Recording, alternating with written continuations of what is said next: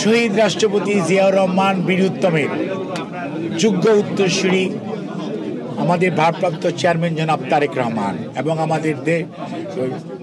দেশনেত্রী বেগম খালেদা জিয়ার যোগ্য উত্তরসূরি জনাব তারেক রহমান এবং ওনাদেরই এই তিনজনের যোগ্য উত্তরসূরি হতে যাচ্ছেন ব্যারিস্টার জায়েমা রহমান এবং আরও দুইজন নাতনি আছেন এবং অত্যন্ত উচ্চশিক্ষিত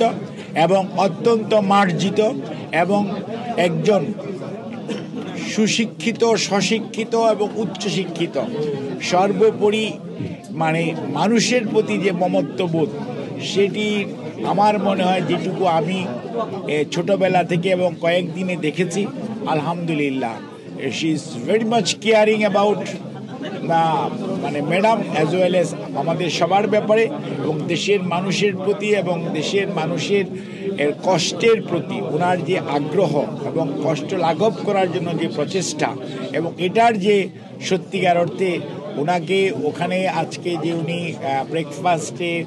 আমাদের ভারপ্রাপ্ত চেয়ারম্যানের প্রতিনিধি হিসাবে অংশগ্রহণ করছেন আমার মনে হয় শুধু আমি নয় সারা বাংলাদেশের জাতীয়তা পরিবারবাদী পরিবার এবং নতুন প্রজন্ম এটাকে অত্যন্ত ইতিবাচক হিসাবে গ্রহণ করছে এবং ভবিষ্যতে বলে দিবে ইনশাআল্লাহ জায়েমা রহমান আগামীতে কত দূর যাবে।